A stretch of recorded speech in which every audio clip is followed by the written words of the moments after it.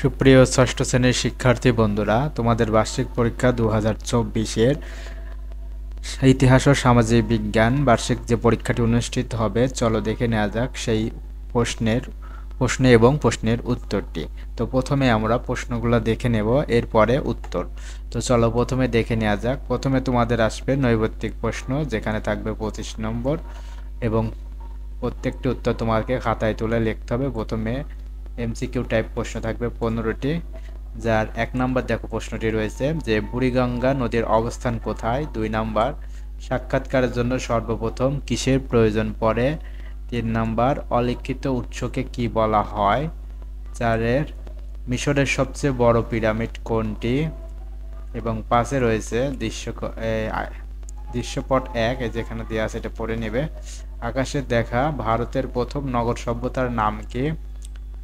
6 দৃশ্যপট 2 ফাহাদের দেখা সভ্যতা কোন নদীর তীরে গড়ে উঠেছিল। 7 নাম্বার কার মাধ্যমে বৌদ্ধ ধর্মের উদ্ভব হয়েছিল। 8 খলজি যোদ্ধা এবং রাজারা কোন ধর্মের অনুসারী ছিলেন। প্রশ্ন নাম্বার 9 ভূমিরূপ হিসেবে মরুভূমির বৈশিষ্ট্য শুষ্ক, বালিময়, সবুজ, কোনটা সঠিক। 10 নাম্বার ভারত বিভক্ত করেন কারা। 11 নিচের কোনটি সামাজিক কাঠামো। তো এই ছিল 11টি প্রশ্ন। এরপর চলো দেখে নেওয়া যাক 12 নম্বর প্রশ্নটা কি। তো নিচের যেটি সেবা, রিক্সাওয়ালার কাজ, মায়ের তৈরি খাবার, ডাক্তারের চিকিৎসা, কোনটা সঠিক উত্তর তোমাকে লিখতে হবে। পাওয়ার টিলার দিয়ে কি কাজ করা হয়। 14 প্রেক্ষাপট, এই যেখানে দুইটা প্রেক্ষাপট দেওয়া রয়েছে। প্রেক্ষাপটের দৃশ্যপট 1 আমিনুলের দেখা পানে কোন ধরনের সম্পদ। দৃশ্যপট 2 যাত্রাবাহী বাস কোন ধরনের সম্পদ। এরপর তোমাদের 15টা এমসিকিউ টাইপ উত্তর প্রশ্ন লেখার পর তোমাকে লিখতে হবে এক কথায় প্রশ্নের উত্তর। তো সেখানে প্রত্যেকটির জন্য 1 মার্ক করে পেয়ে যাবে তুমি 10 নম্বর।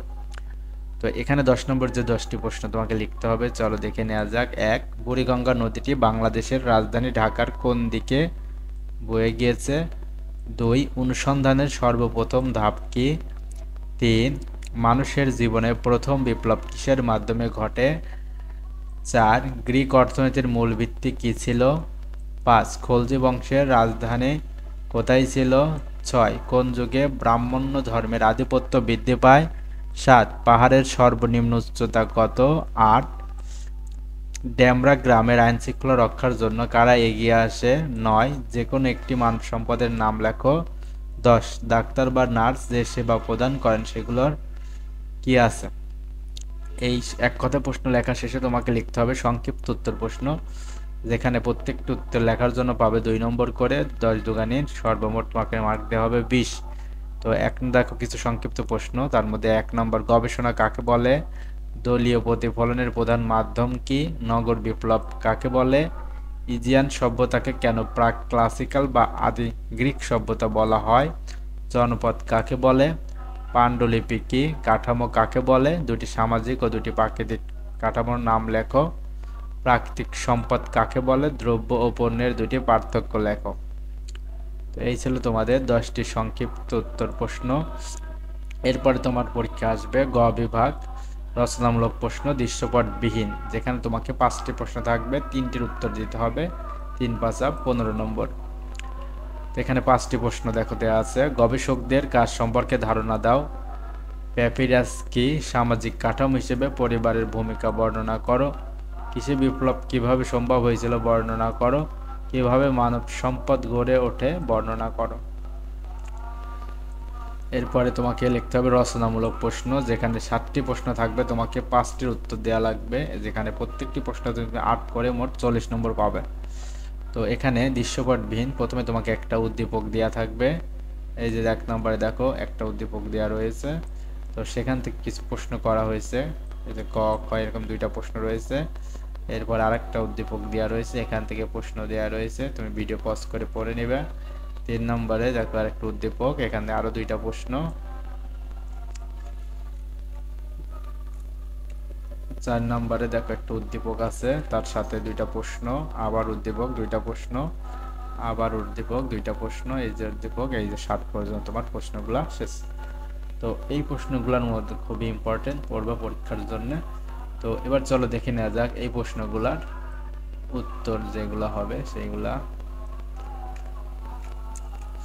তো তোমার যে এমসিকিউ টাইপ যে প্রশ্নগুলো প্রথম 1 নাম্বার থেকে দেখলা, তো সেটা এক নম্বরের উত্তর হবে ঢাকা, 2 এর ক প্রশ্নমালা, 3 এর ক প্রচলিত উৎস, 4 ফারাও কুকুর পিরামিড, 5 এ হবে সিন্ধু, 6 এ নীলনদ, 7 এ সিদ্ধার্থ গৌতম, 8 এ হবে মুসলিম, 9 হবে 1 ও 2, 10 হবে ব্রিটিশরা, 11 সংস্কৃতি, 12 খ 1 ও 3, 13 ক চাষাবাদ, 14 ক প্রাকৃতিক সম্পদ এবং 15 হবে খ রূপান্তরিত সম্পদ। এক কথায় উত্তরের 1 নাম্বার উত্তর হবে দক্ষিণ পশ্চিম, 2 নাম্বার হবে বিষয়বস্তু নির্বাচন করা, 3 নাম্বার কৃষি আবিষ্কার, 4 নাম্বার কৃষি ও বাণিজ্য, 5 নাম্বারে লখনৌতে, 6 নাম্বার সেন যুগে, 7 নাম্বার 300 মিটার, 8 নাম্বার পুলিশ, 9 নাম্বারে ডাক্তার, 10 নাম্বার অর্থমূল্য আছে।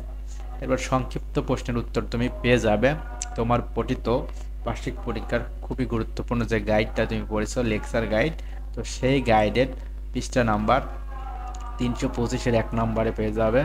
2 নম্বর প্রশ্নটি পাবে 325-এর 8 নম্বরে, 3 নম্বর পাবে 335 পৃষ্ঠার 3 নম্বরে, 4 নম্বর পাবে 335 পৃষ্ঠার 9 নম্বরে, 5 নম্বর প্রশ্নটি পাবে 346 পৃষ্ঠার 4 নং প্রশ্ন এবং 6 নম্বরে পাবা 346 পৃষ্ঠার 15 নং প্রশ্ন। তো এরপরে 7 নাম্বার পাবা 355 পৃষ্ঠার 1 নাম্বার, 8 নাম্বার পাবে 355 পৃষ্ঠার 12 নাম্বার, 9 নাম্বারের জন্য পাবে 366 পৃষ্ঠার 2 নম্বর, 10 নম্বরে 367 পৃষ্ঠার 6 নং প্রশ্ন এবং রচনামূলক প্রশ্ন যেগুলো দৃশ্যপট বিহীন সেখান থেকে তুমি পাচ্ছ 1 নাম্বার 326 পৃষ্ঠার 5 নাম্বার, এরপরেরটা পাচ্ছ 336 পৃষ্ঠার 6 নাম্বার, তারপরেরটা 356 পৃষ্ঠার 2 নম্বর, এরপর 347 পৃষ্ঠার 8 নম্বর, 368 পৃষ্ঠার 7 নম্বর এবং দৃশ্যপট নির্ভর প্রশ্নের 1 নম্বরটি পেয়ে যাচ্ছ 328 পৃষ্ঠার 2 নংয়ে এবং 2 নম্বরটা পাচ্ছ 338 পৃষ্ঠার 4 নং প্রশ্ন, এরপরেরটা 349 পৃষ্ঠার 3 নং প্রশ্ন, এরপরেরটা 359 পৃষ্ঠার 3 নং প্রশ্ন, এরপর 371 পৃষ্ঠার 5 নং, 350 পৃষ্ঠার 7 নং, 328 পৃষ্ঠার 4 নং। তো এই প্রশ্নগুলো খুবই ইম্পর্টেন্ট তোমার পরীক্ষায় আসার মতো, তো তুমি পড়বা, আশা করি ভালো একটা রেজাল্ট করবা। পাশাপাশি যে মডেল টেস্টগুলো আছে সম্পূর্ণ সুন্দর করে পড়বা এবং রেগুলার প্রত্যেকটি পরীক্ষার আগে অবশ্যই এই চ্যানেলে তোমরা সাজেশনমূলক একটি করে মডেল টেস্ট পেয়ে যাচ্ছ। মডেল টেস্টের এই প্রশ্নগুলো পড়লে তুমি অবশ্যই অনেকাংশেই কমন পাবে।